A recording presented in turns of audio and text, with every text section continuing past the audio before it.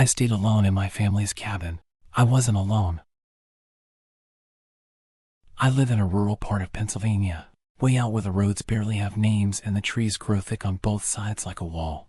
My family owns a cabin that's been in our name since the 60s, nothing fancy, no Wi-Fi, no TV, just woods, creaking floors, and silence.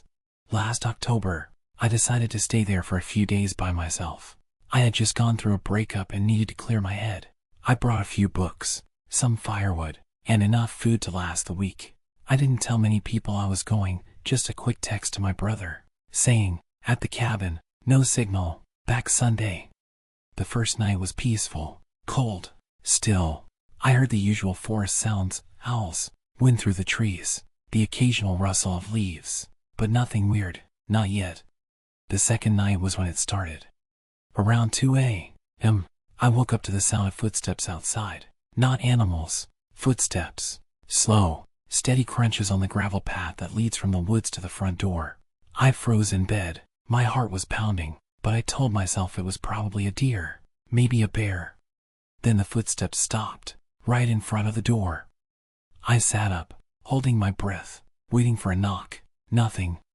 After maybe 5 minutes, I quietly got up, crept to the window, and looked through the curtain.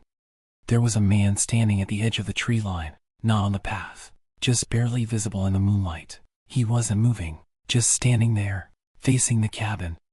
I couldn't see his face. He had something on his head, a hood or maybe a sack. His arms were hanging limp at his sides, and he was slightly swaying, like he was in a trance.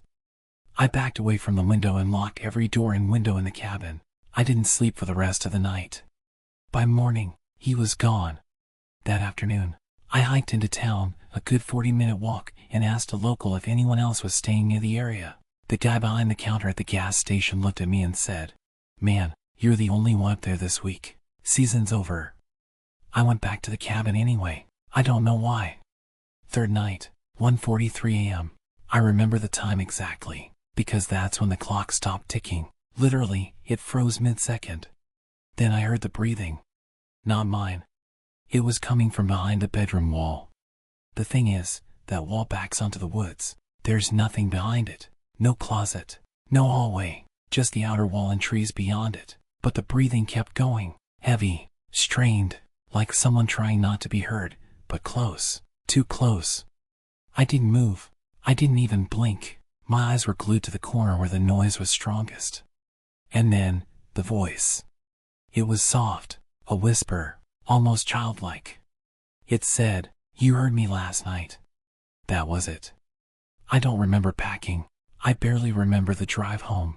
I just know I was out of there by sunrise. I haven't been back to that cabin since. But sometimes, at night, I wake up and hear the same breathing, only now, it's coming from inside my closet.